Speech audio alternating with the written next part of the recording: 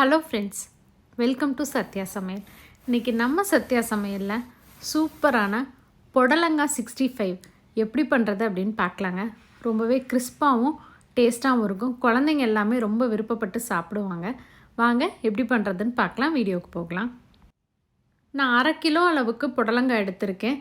மேல் பகுதி நுனிப்பகுதி ரெண்டையுமே கட் பண்ணிவிட்டு புடலங்காய்க்கு மேலே லேசான ஒரு தோல் இருக்கும். அதை லைட்டாக கத்தி வச்சோ இல்லைன்னா ஸ்பூன் வச்சோ இந்த மாதிரி நம்ம எடுத்துக்கலாம். நான் ஃபுல்லாக எடுத்துகிட்டு காமிக்கிறேன். இந்த மாதிரி எடுத்ததுக்கு அப்புறமா நம்ம ரவுண்டாக கட் பண்ணி எடுத்துக்கலாம். கட் பண்ணுற துண்டு பார்த்திங்கன்னா ரொம்ப மெலிசாக இருந்தால் நம்ம மசாலா கலக்கும்போது உடஞ்சி நிறைய தண்ணி விட்டுரும்.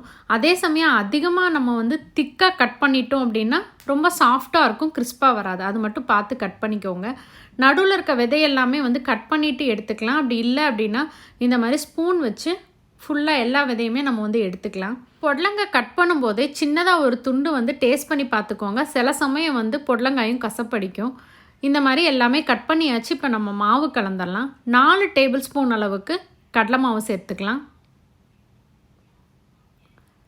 2 டேபிள் ஸ்பூன் அளவுக்கு அரிசி மாவு, 1 டேபிள் ஸ்பூன் அளவுக்கு கார்ன்ஃப்ளவர், காரத்தேவைக்கு தகுந்த அளவுக்கு மிளகாத்தூள், நான் காஷ்மீரி மிளகாத்தூள் எடுத்திருக்கேன், 1/4 ஸ்பூன் மஞ்சள் தூள், 1/2 ஸ்பூன் மல்லித்தூள், 1/2 ஸ்பூன் அளவுக்கு கரம் மசாலா, 1/2 டீஸ்பூன் அளவுக்கு இஞ்சி பூண்டு விழுது, தேவையான அளவுக்கு உப்பு சேர்த்துட்டு பாதி எலுமிச்சம்பழத்தினுடைய சாரை பிழிஞ்சு விட்டுக்கலாம்.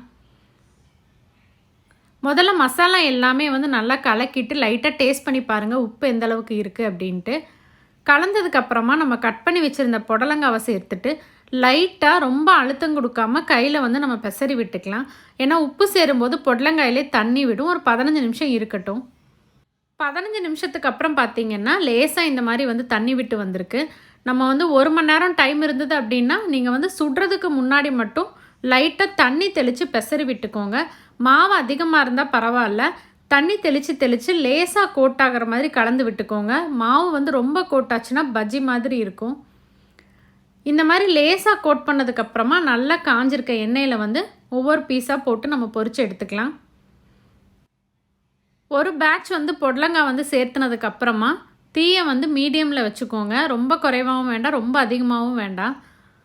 2 பக்கமும் நல்லா பொன்னிறம் ஆகிற வரைக்கும் நம்ம பொரித்து எடுத்துக்கலாம். நம்ம புடலங்காயை கட் பண்ணுற சைஸ் ரொம்ப தடிமனாக இல்லாமையும் ரொம்ப லேசாக இல்லாமையும் கட் பண்ணி எடுத்துக்கோங்க. அப்போ கண்டிப்பாக கிறிஸ்பாக வரும். ரொம்ப ரொம்ப டேஸ்டான புடலங்காய் 65 சூப்பராக ரெடி ஆயிடுச்சு. குழந்தைங்க எல்லாமே ரொம்ப விருப்பப்பட்டு சாப்பிடுவாங்க. இப்போ நம்ம புடலங்காய் ஃப்ரை பண்ணி எடுத்தாச்சு. இதில் வாசனைக்காக கொஞ்சமாக கருவேப்பிலை நம்ம பொரித்து சேர்த்துக்கலாம். கருவேப்பிலை பொரித்து சேர்த்துறதுனால நல்லா கமன்னு கருவேப்பிலை வாசனையோடு ரொம்பவே சூப்பராக இருக்கும். இது கூடவே 3 பச்சை மிளகாயை நடுவில் கீறி விட்டு நம்ம பொரித்து அதையும் சேர்த்துக்கலாம். அப்போ ரொம்ப காரசாரமாக சூப்பராக இருக்கும். கண்டிப்பாக இந்த டேஸ்டான புடலங்காய் 65 ரெசிபியை நீங்களும் உங்கள் வீட்டில் ட்ரை பண்ணி பாருங்கள்.